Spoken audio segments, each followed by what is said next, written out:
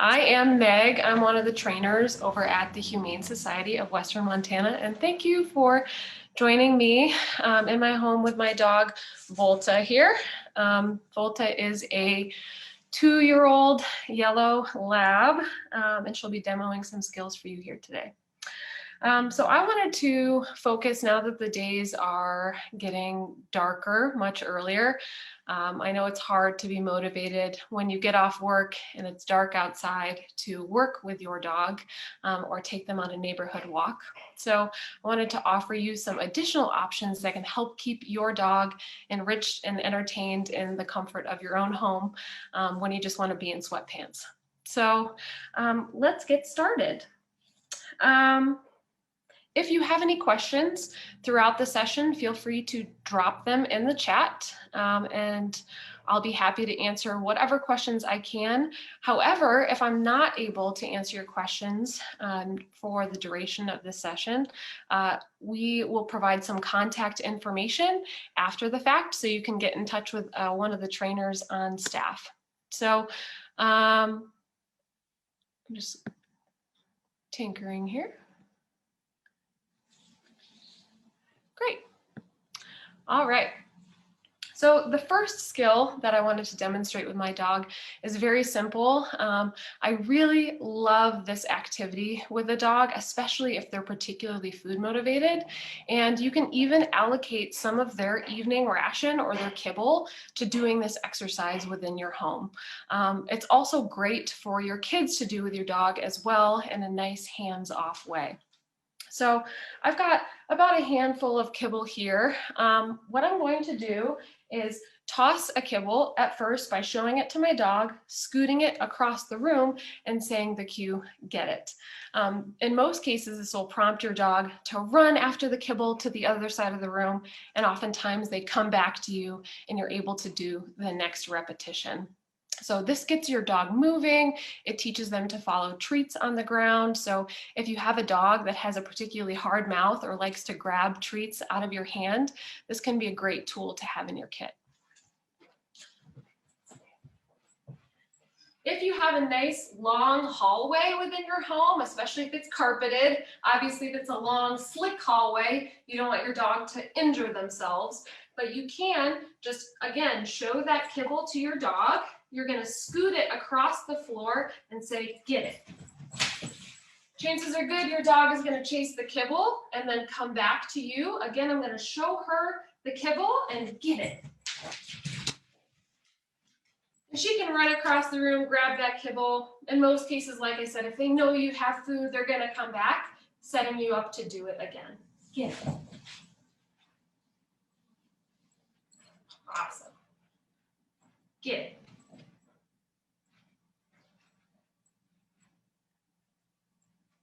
She's looking for additional kibbles. Hold that. Get it. Okay. Great. So if you have a dog at home and you have some of their kibble readily available, feel free to grab your pup, grab just a handful of their daily or evening ration of kibble, and just do a few repetitions of this with your dog. If you have any questions, like I said, feel free to drop them in the chat. And if I don't get to those questions, don't worry about it. We also have the contact information at the end. So I'm just going to take a moment here and practice this a few times with my dog, just to get her moving, to get her blood warmed up. Get it. Get it. Sometimes it kind of feels like your dog is a bit of a goalie. You gotta scoot it by and get it. Get it. Get it. Get it. Get it. If your dog loves to chase things, this is a great way to help satiate that outlet on something other than squirrels or other dogs. So get it. Get it. Get it. Get it. I got that one pretty far. Get it.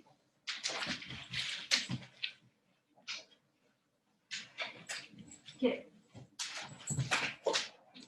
Get it. My dog is already panting. She's very food motivated. Get it. Get it. And if your dog isn't as food motivated, of course, feel free to use higher value treats or something that they do like Zooks or some other training treat. It doesn't matter what it is, but it kind of helps your dog, again, get moving and teach them to chase food on the ground. So I know there's always a big delay between Zoom and Facebook. So if you have any questions about this exercise, I'm going to take a moment just to allow you to drop those in the chat. And if you have kids at home or you have more than one child, they can also kind of do this exercise back and forth with your dog. So each child has a small handful of kibble.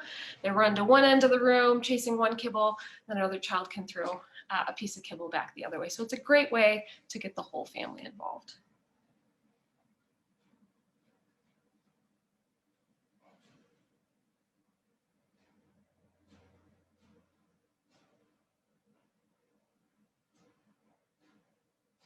I'm just going to give it one more minute just in case. Pretty straightforward exercises, but I'm here to answer any questions.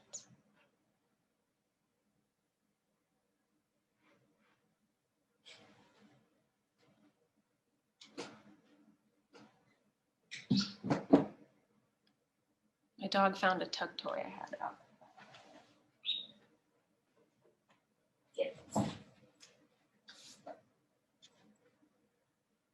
Awesome. Well, no questions yet. So I want to go on to the next exercise. And what I love about this exercise is dogs of any age and any mobility can do this. So even if you have an older dog that maybe isn't as excited about chasing treats across the room, you can still encourage them to use their nose and actively forage. It's so good for teaching your dog to learn to find things with their nose within your household. And it's a great way to slow down the rate of eating. So if you have a bouncy, boisterous lab like I do, this can really help slow them down. And we call this exercise Find It. So if your dog already knows a pretty solid stay cue, you can ask them to stay while you do this exercise, but you can also simply put them on leash or put them in an additional room. I'm just going to leash my girl up here. And all you're going to do to start this Find It exercise is you're going to kind of toss a kibble or put a kibble out of reach, maybe 3 to 5 feet. Then you're going to release your dog and say the cue, Find It. Or if your dog is really fast, say Find It and then drop their leash. So I'm going to put a piece of kibble down right there. And I'm going to say Find It.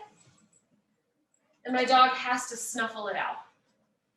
Now, the reason why we start this simply is because dogs don't really know what the cue Find It means yet.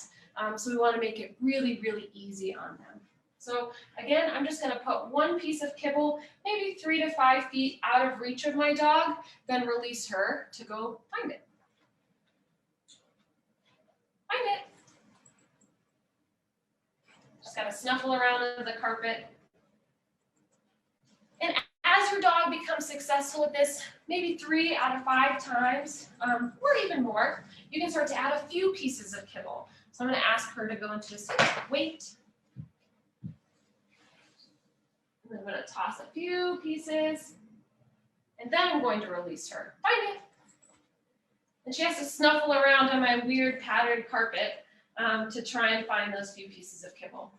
Now, notice that she's taking a little bit longer to find the kibble this time, and that's okay.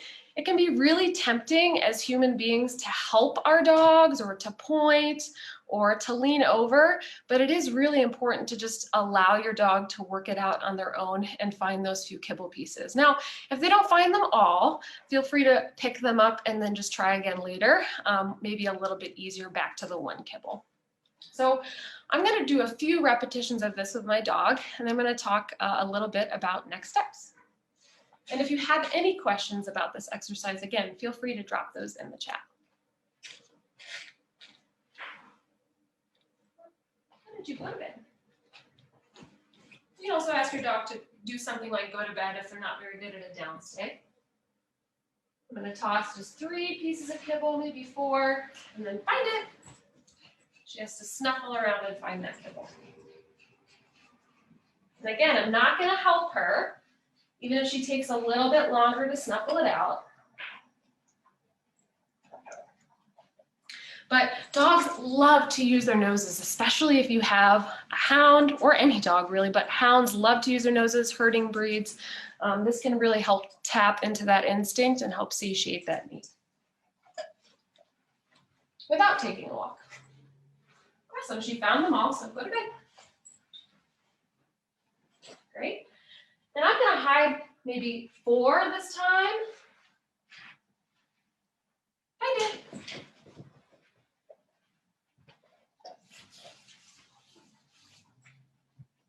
I'm going to let her take her time finding all those kibbles. And if you have a dog at home and you still have some kibble left over from the Get It exercise, feel free to start practicing this with your pup too. And she did miss one, but I'm going to let her see if she can figure it out.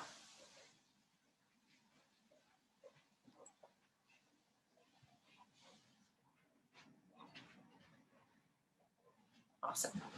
So the next step, if your dog is becoming really proficient at finding just those kibbles that are in sight, you can then begin to hide just a few pieces out of sight, but still not really tucked away in the back corners of your home. So you can do this with a box or a backpack, just putting 1 piece of kibble behind that, so your dog has to realize that sometimes not all the kibbles are directly in sight.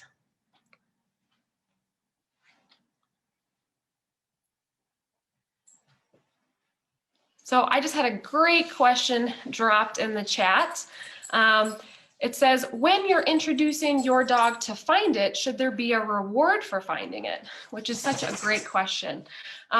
So believe it or not, it's kind of an intrinsic reward for most dogs just to find that treat on the ground. So it should be self-reinforcing in a way. Now, if your dog isn't super food motivated, you can also do this with something else that they like that will also be rewarding to them. So for instance, my colleague Tiff, who I'm sure you've seen do some of these live streams previously, has hidden toys for her dog. And I can also teach that the exact same way. So for instance, my dog really loves her pickle, her little pickle pocket. It's a treat toy, but she loves to chew and gnaw on it. I can do the same thing with my dog by kind of putting it a little out of reach. Say, find it. And she found it, right? And if they love to play with the toy or put the toy in their mouth, they can, of course, pick it up and gnaw on it. Or if it's a tug toy, you can play just a little round of tug with them as well. Great question. I'm going to leave just another moment to ask any other questions about this exercise.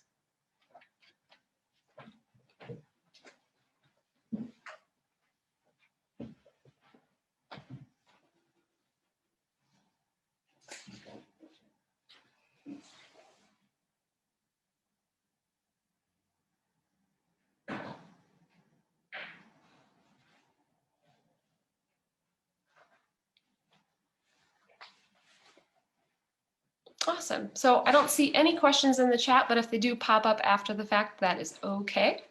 And I want to talk to you about one more great exercise for your dog, and that's luring. So if you've ever taken one of our courses online, or you may have seen instances of luring in our other live streams, a lure is just something that your dog really likes, which in this case is my dog's kibble, to help manipulate her body into different poses. And luring is the foundation of teaching your dog a ton of different tricks, but it can also be used to help exercise them as well.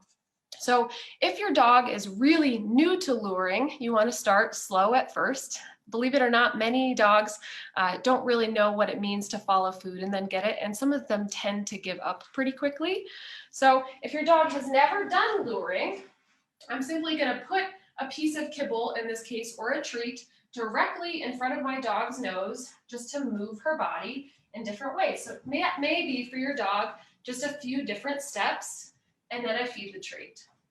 And I can also do this to help manipulate my dog's body in a ton of different ways. So for instance, I love for my dog to do puppy push-ups, and I can use a food lure, a piece of kibble, directly in front of my dog's nose to get her to do puppy push-ups or spins or up on the couch or off the couch or all the way onto her side.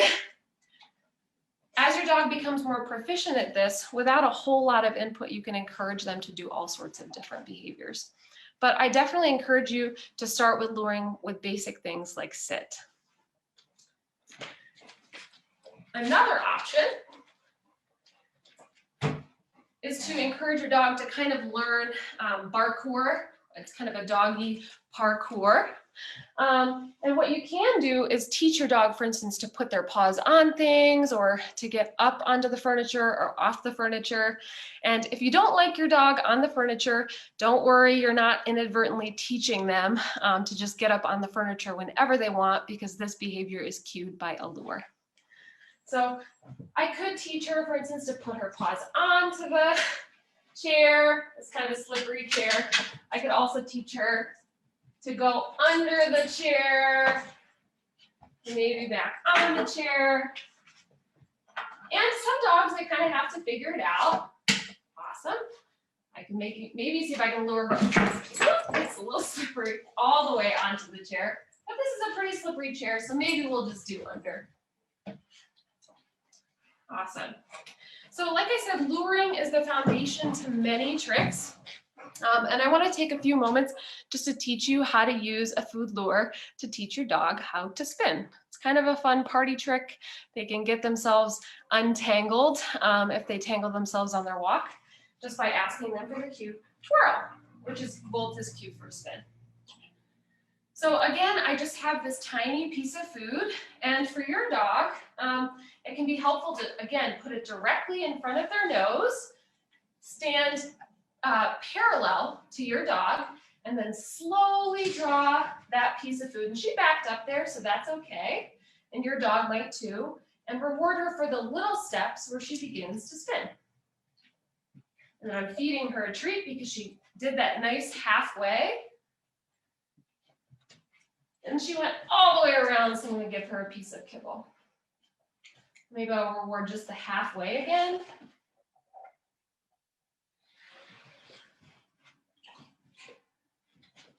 Good girl. I'm rewarding her for going about halfway. And over time, right, you can become a little bit quicker and quicker with your dog and not hold that treat directly in front of their nose. And before you know it, they know how to spin. So a very useful trick. All right. And I had a great question dropped in the chat. It says, at what point in teaching with the lure do you introduce a command such as twirl? So that's a really great question. And I always say to do it pretty incrementally and set your dog up for success so they don't get confused and you don't get frustrated.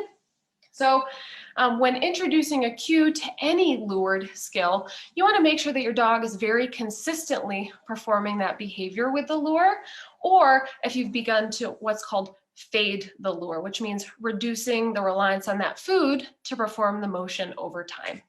So for my dog, who knows this trick, but let's say, you know, I've done this a few times with my dog is now reliably following the piece of food directly in front of her nose. I might want to pull a fast one on her, where I have that same hand motion, but the treat is no longer present. Good. And when she makes that full circle, I can say the word good or yes, and then feed her that treat that I have in my pocket, or in this case, I have a treat pouch. So now that my dog is sufficiently following that lure with the fast one, and let's say that she's performing it 9 times out of 10, or 10 out of 10 times, now I can start to say the word twirl. Or in this case, maybe I could use the word mistletoe, right? So I would say mistletoe. Good. And again, I'm going to do the hand motion after I say the cue mistletoe.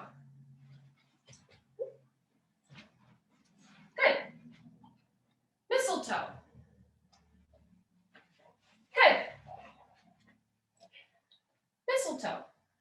And if she performs another behavior, I'm just going to ignore her. I'm not going to scold her or anything like that. She's trying to play dead right now. But again, I'm saying the word and giving her just a brief moment to think about it, then reminding her with that hand motion.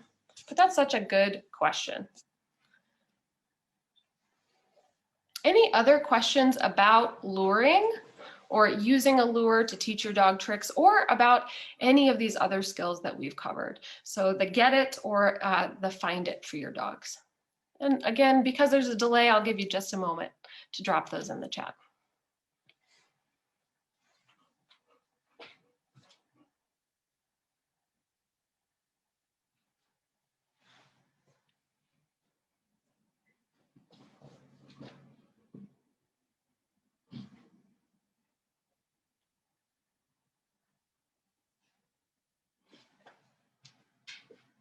Awesome. Well, I don't see any questions, but I so appreciate you joining us for this nice brief behavior spotlight.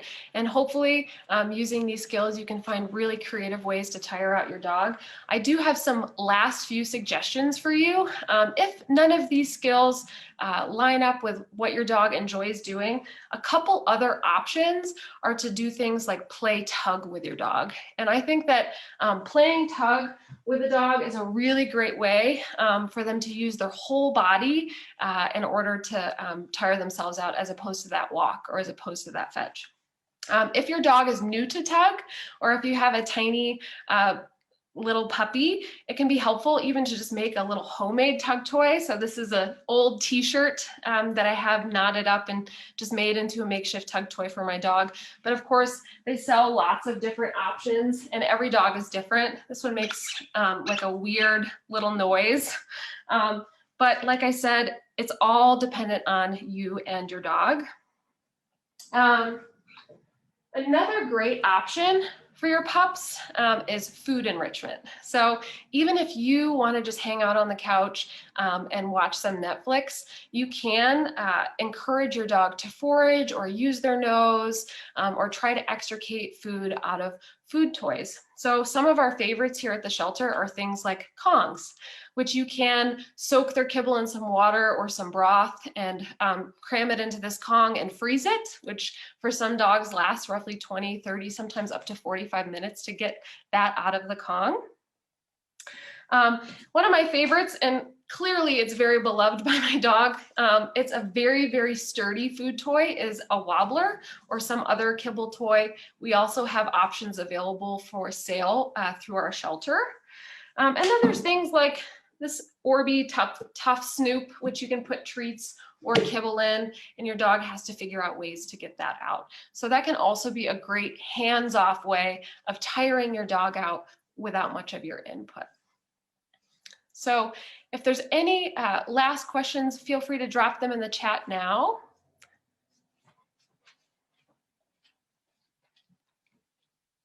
And just a reminder that with the holidays coming up, we will not have any behavior spotlights for the next 2 weeks, but I do know that TIFF will still be hosting those puppy behavior spotlights that we have going.